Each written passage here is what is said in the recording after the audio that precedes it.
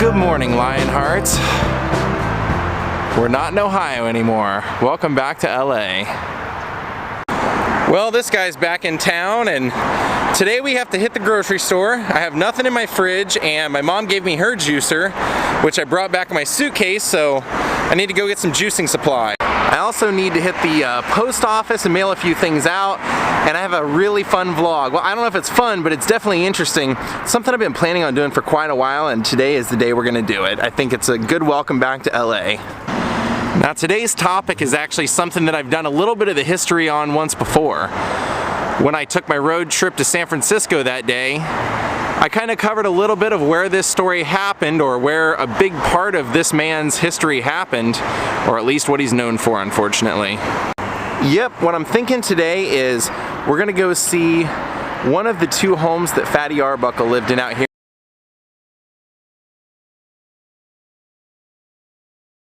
Now, since we've been back, I also took a massive undertaking of cleaning out my apartment. I'm just going through getting rid of stuff that I don't want anymore. I did a mini garage sale online, and now I'm just throwing stuff away and reorganizing. I think that's a good message.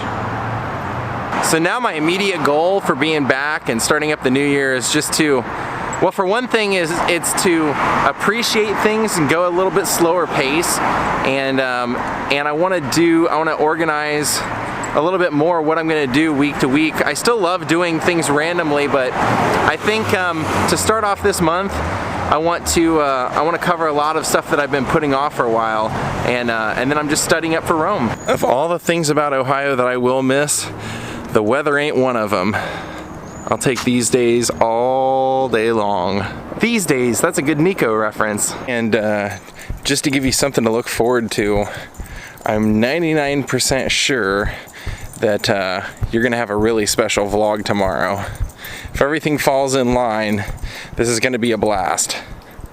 You know what's kind of sad in the end is that a lot of people only know Roscoe Fatty Arbuckle for the scandal that I'm gonna end up having to talk about while we're there, even though it's, it shouldn't be what he's defined for. In his day, he was one of the first people to put Charlie Chaplin, Buster Keaton, Harold Lloyd, people like that in things, and worked with them before they were famous. And in the end, Fatty Arbuckle would just, like I said, kind of, his entire body of work would be, for the most part, forgotten. All right, gang, we're gonna get out of here, and we're gonna go visit the house where Roscoe Fatty Arbuckle was taken into custody when he was accused of raping or forcibly forcing himself upon a woman in a hotel room in 1921, and they believed that his body weight led to her death, but that would be found to be false. All right, time to get some vegetables. All right, let's get this over with. Get the kale. All right, I already have apples and lemons, so maybe some carrots. That should do it. So my goal with the juicing right now is not actually to only juice, it's gonna be to at least have 1 or 2 of my meals a day of juice, and then 1 regular meal. See how that goes. Plus hiking and all that stuff. I went for a hike yesterday.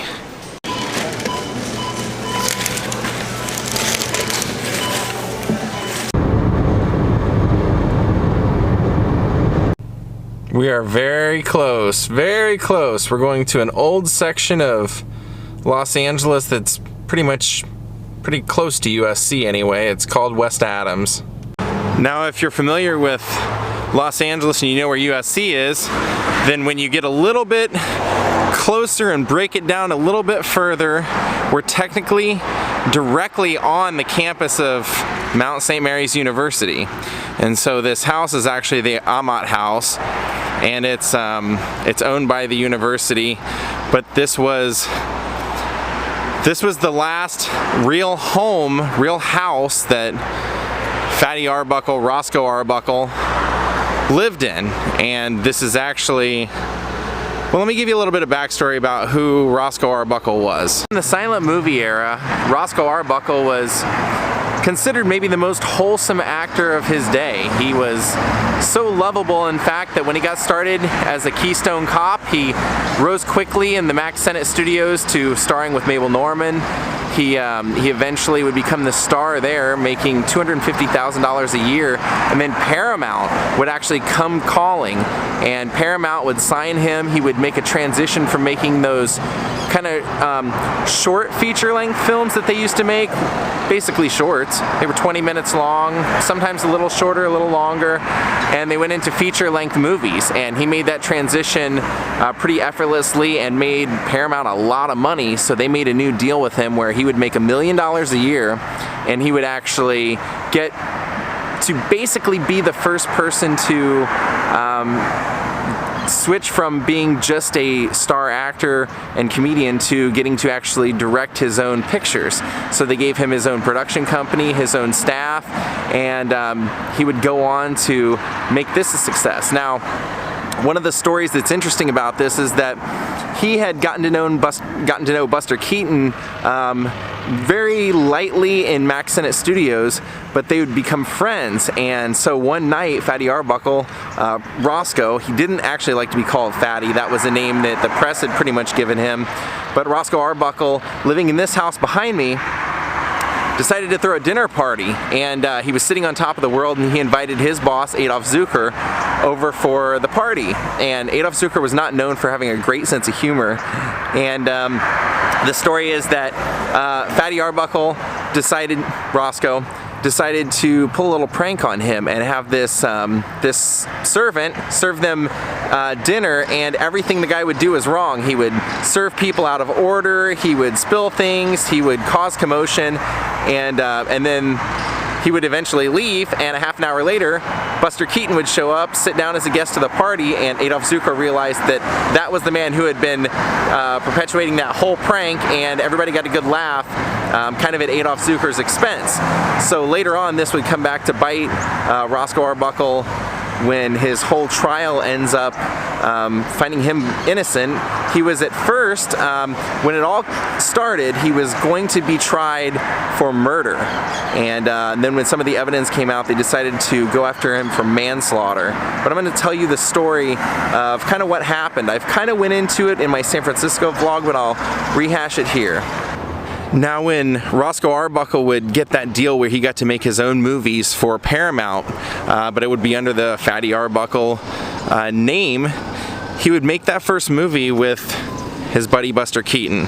And so this would continue on a lifelong friendship, and even when Roscoe was at his darkest, Buster Keaton never turned his back on him.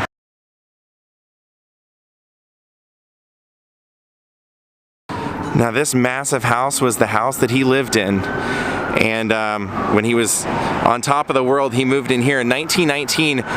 Originally, it was built for a big military man in the area, and then Theda Bara, the vampiress of film, lived here, and when she moved out, Roscoe and his wife Minta Durfee moved in here, and they lived here pretty much until he couldn't afford to live here any longer. He loved this house and lavishly furnished it with thousands, hundreds of thousands of dollars worth of furniture and accessories and various little things to the house.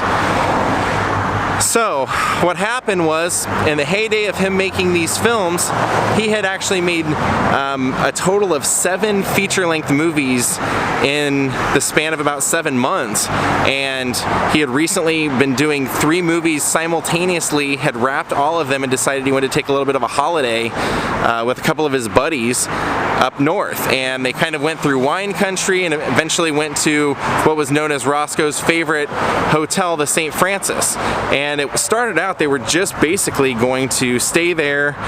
They had rented rooms that were adjoining, and they were going to hang out there. He had contacted, the story goes, a local club and got them to furnish him some alcohol during Prohibition. They brought it over, he started drinking, and next thing you know, some of the buddies that he had brought had started calling various friends that they knew were in the area, and it kind of broke out into a party out of nowhere. One of those people that would eventually show up at the party was a woman named Virginia Rapé. Now, Virginia Rapé was actually kind of a bit player at some of the studios and had a reputation for being known as somewhat loose, and they actually, in the end, kind of attribute that to her death.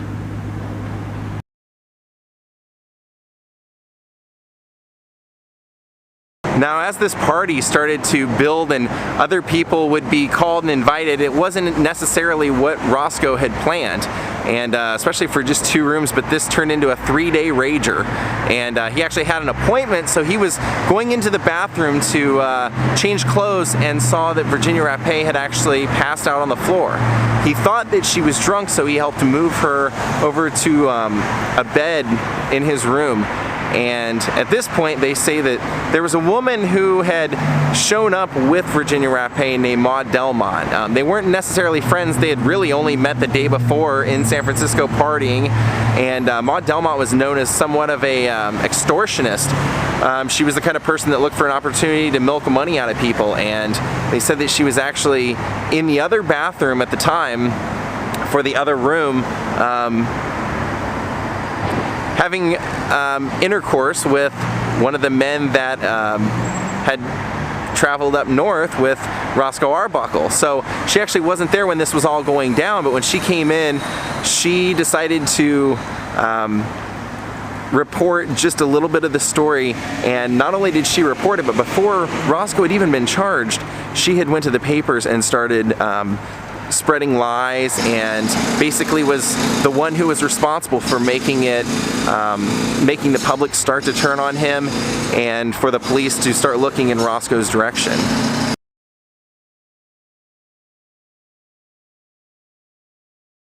Now, Roscoe actually didn't know that Virginia Rapé was in any kind of serious danger. He helped her out, got everybody else to start helping her, and then he continued on with what he was doing. He changed clothes and left, made his way back here, and didn't know that he was even being considered or that anything had happened until he read it in the newspaper. He had read what Maud Delmont had said about him, and the next thing you know, it had become a feature storyline in most of the newspapers. And even though Roscoe was so beloved, people like William Randolph Hearst owned 50 newspapers around the country, and they had seen record sales for this story and went along with it. They decided to publish everything that they possibly could. And the prosecutor in this case, the very first trial that they had, they ended up having 3. The first prosecutor in this case was a man named Matthew Brady. And a lot of people believe that he really had He had his own motives for doing this. He wanted to eventually run for governor.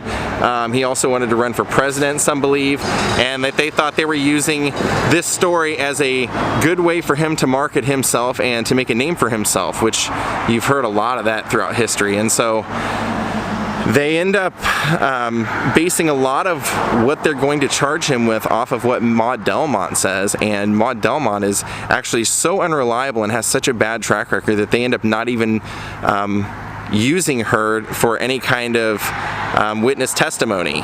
And Roscoe did actually speak in his own defense, and the trial was actually, when it ended, it was 10-2. Well, in one place I saw 10-2, one place I saw 11-1, and they said that there was a woman who was on the jury who had flat out said that she believed he did it and wasn't going to change her mind no matter what. And they actually show a picture in the book about this scandal showing that woman with her head down when they took the photos.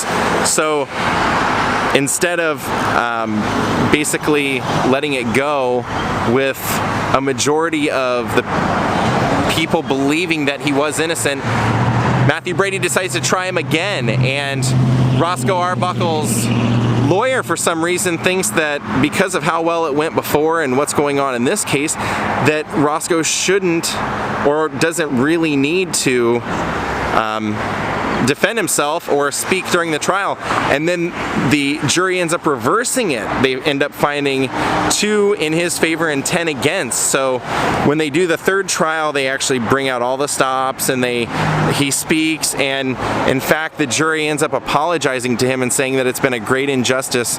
And but because of this, when the trial broke out, originally Paramount had defended him, and they had spent a lot of money to kind of help his image. And when they saw pretty quickly that the newspapers were going to print everything Matthew Brady said, in fact Matthew Brady did an unprecedented thing at the time where he was pretty much speaking to the press daily. He was really building a case for people to turn on Roscoe. So when that happened, Paramount pretty much bowed out, and they actually broke Roscoe Fatty Arbuckle's contract, saying that it was because he hadn't been showing up to work, and he couldn't because he was in jail.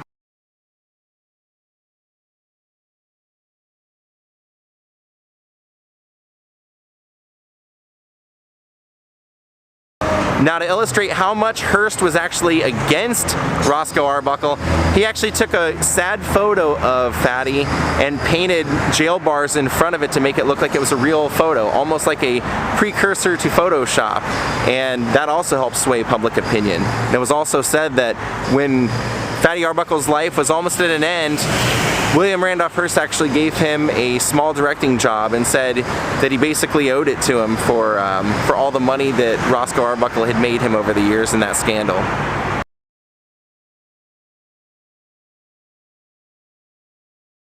Now, once that third trial was over and Fatty was acquitted,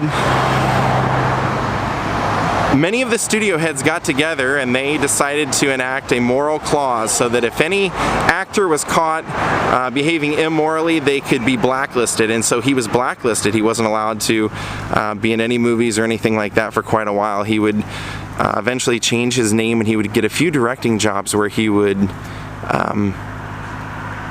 do them under a pseudonym or under a different name, and I believe the other name was actually his father's name, and he didn't have a great relationship with his father. So I'll actually go into that when we go to an earlier house of his, the house that he first bought when he really started making money and was successful. But he also, when he lived here, he had a beautiful purple Pierce Arrow that you can find a video of. They were trying to sell it, and it actually fetched over $1 million and didn't meet the reserve price, so it's still for sale. But that's why this is so wide. He actually had a separate garage in the back of that. The big Pierce Arrow, it was a big purple custom-made Pierce Arrow, and the man who designed it actually went on to be one of the designers for General Motors.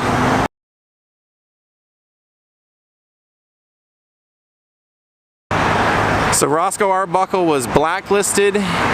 He was able to direct a few things, like I said, but then his good pal Buster Keaton would come to the rescue, because you see, throughout this time, Roscoe had acquired so much debt due to his legal fees that he ended up having to pay out $750,000 worth just in the fees. And his good buddy Buster Keaton would help pay for all of that, as well as be the only person to actually sneak Fatty into a movie. If you watch Go West, you can see Fatty Arbuckle in a few passing scenes is dressed like a woman, but even Buster Keaton wouldn't take the risk of doing a close-up or showing his face. Now, what's unfortunate and somewhat sad is that when they did an autopsy on Virginia Rapé, part of the reason that they were able to find out exactly how she died was because they said that she had been taken to the wrong hospital. She had been taken to kind of a sanitarium for about 3 days after this all happened in the hotel, and so she hadn't gotten proper medical care, and when she died they actually removed her female organs, basically her reproductive organs, and they said that the reason that usually would have been done was because somebody had had a illegal abortion, and she had been known to have had a couple of those before, so they said that it was the drinking and probably an infection from the abortion that actually caused her death. Roscoe Arbuckle His wife would eventually leave him during that scandal. Minta Durfee would move from here to New York, and he would lose this house. Joseph Schenck would eventually buy the house and would allow him to continue to live here in a room, and then they ended up selling that to some friends of Fatty's, and they allowed him to stay here, and then once he got enough money, they allowed him to lease the house back. I saw an interview with his last wife, and she said that he had just been awarded a contract that day to direct something for Warner, and Warner was actually breaking the blacklist to employ him, and he died that evening at the age of 46 from a massive heart attack.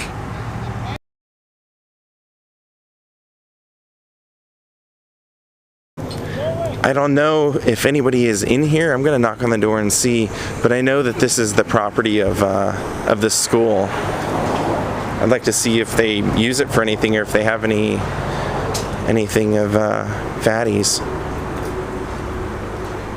And there in the back you can see the extra garage. There you can see inside, you can see the kitchen straight ahead. And that's actually, or not the kitchen, but the dining room.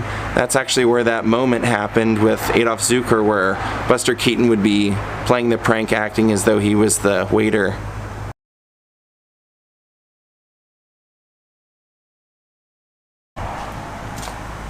Now, when the trials occurred, Buster Keaton actually requested to be a character witness for Roscoe Arbuckle, but the studios and his lawyer told him that his career would be ruined if he even got himself associated with this. Though, like I said, he did put him in movies at the end and did help him financially, as well as his great pal Charlie Chaplin did the same. And Charlie Chaplin actually, if you remember that famous scene where Charlie Chaplin has the bread rolls on the end of the forks and he's doing the dancing, that was actually an embellishment on something that Fatty Arbuckle had done in one of his movies years earlier. I'm gonna go in here and see if there's any way they'll let me see inside the house. And that's the house over there. Now obviously there's so much more detail to that story and to his life than I could ever cover in one vlog, so I will be doing another one in the future, but I felt like that was at least a pretty good introduction. Like I said, if you want to see where that actually happened, go watch my San Francisco vlogs and you can actually see the St. Francis there. Wow, look at that. The entrance to the house is actually now back here. Follow this little walkway. I'm sure that, you never know. I was gonna say I'm sure they'll probably tell me no, but you never know. Maybe for history's sake.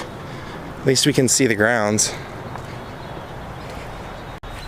That's where that Pierce Arrow would have lived. That's pretty cool. See if we can find somebody here. Wow, it's actually unlocked.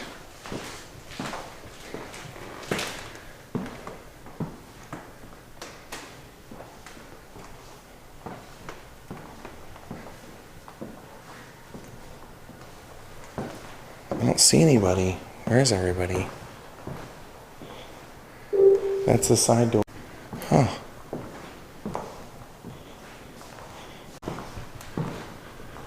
So this would have actually been the dining area, and that door over there is probably where Buster Keaton would have been coming and going from. Well, check that out. Little bench area. Well, there's nobody here. I've been walking around asking if anybody's here, so we got inside at least. That's pretty cool. And there's that garage. Isn't that thing great? Look at that. Look at these old street lamps. Can you even imagine somebody accusing you of something like that out of nowhere when you're one of the most beloved people in the world and you're completely innocent? And even after your innocence is proven, your whole life is taken away, your whole livelihood is taken away, and you have an untimely early death, and then all most people remember you for is not only that story, but complete fabrications upon that story. And I'm not even going to go into what they are, but so many things that are attributed to that evening or how she was found have been found to be completely erroneous, and yet it's probably the biggest footnote to Roscoe Fatty Arbuckle's career.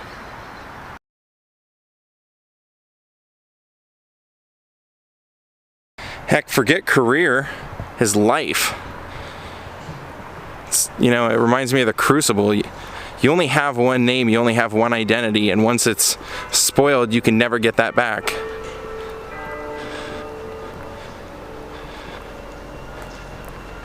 And I just want to show you guys the front door.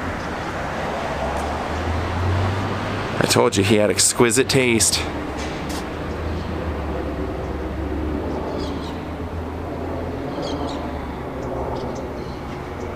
And here they have a pole with the name of the residence, and yet shows you how disrespected he truly is. There's not one mention of it being Fatty Arbuckle's home.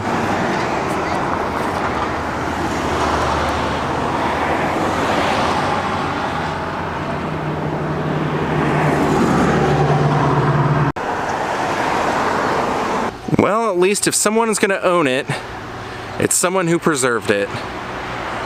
Look at these houses, the two A-frames next to each other.